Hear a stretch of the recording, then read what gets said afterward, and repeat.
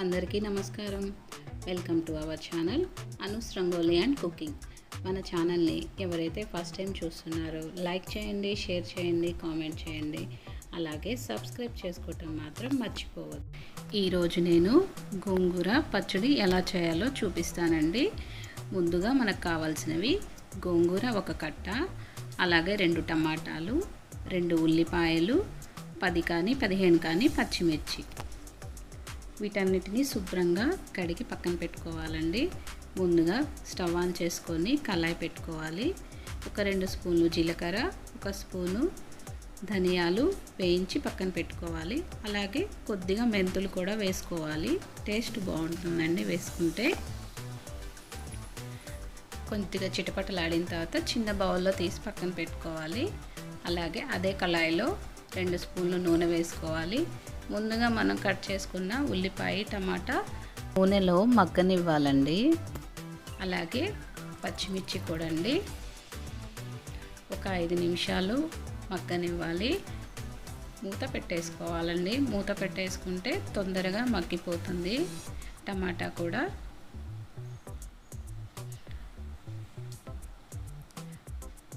ఒక 10 నిమిషాల తర్వాత మళ్ళీ కలుపుకోవాలండి.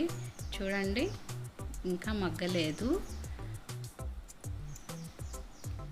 ఒక 50% మగ్గిన తర్వాత మనం గోంగూరని వేసుకోవాలండి. ముందుగా వేస్తే గోంగూర మెత్తగా అవుతుంది. అందుకని కొద్దిగా టమాటాలు మగ్గిన తర్వాత మనం గోంగూర వేసుకొని మగ్గనివ్వాలి.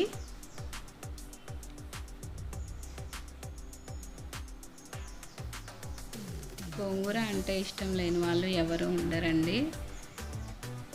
చాలా టేస్ట్గా ఉంటుంది ఈ పచ్చడి కూడా. ఒకసారి మీరు కూడా ట్రై చేసి ఎలా వచ్చిందో నాకు కామెంట్ బాక్స్లో కామెంట్ చేయండి. చూడండి, మూత తీసాక ఎలా మగ్గుతుందో.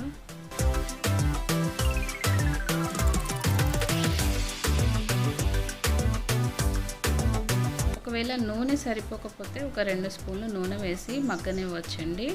చూడండి, మగ్గింది కూడా. స్టవ్ ఆఫ్ చేసుకుందాము. కొద్దిగా చింతపండు వేస్తే టేస్ట్ బాగుంటుందండి. అలాగే ఒక 4-5 వెల్లుల్లి రెబ్బలు పొట్టు తీసినా పర్లేదు, తీయకపోయినా పర్లేదు.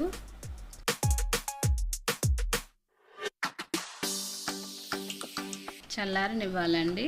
చల్లారిన తర్వాతే మిక్సీ వేసుకుందాము.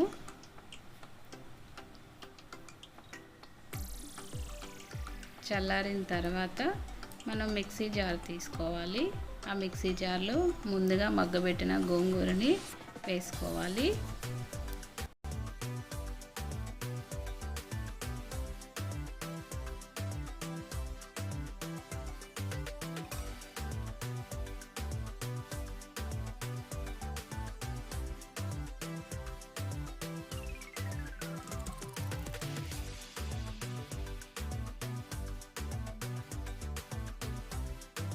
మగ్గినదంతా మిక్సీలో వేసుకున్న తర్వాత రుచికి సరిపడా సాల్ట్, ముందుగా వేయించిన ధనియాలు, జీలకర్ర వేసుకోవాలి.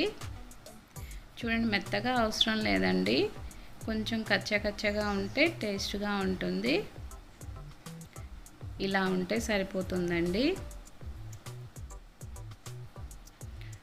ఆ తర్వాత ఇప్పుడు మనం తాలింపు వేసుకుందాము. స్టవ్ ఆన్ చేసుకొని కళాయి పెట్టుకోవాలి. ఒక 3-4 గంటలు నూనె వేసుకోవాలి. 2 స్పూన్లు తాలింపు గింజలు, అలాగే ఒక 2 ఎండుమిర్చి, ఒక 4-5 రెమ్మలు కరివేపాకు. తాలింపు చిటపటలాడాలండి. 1/2 స్పూను పసుపు వేసుకోవాలి. తాలింపు చిటపటలాడిన తర్వాత మనం ఆ తాలింపుని పచ్చడిలో వేసుకోవాలి.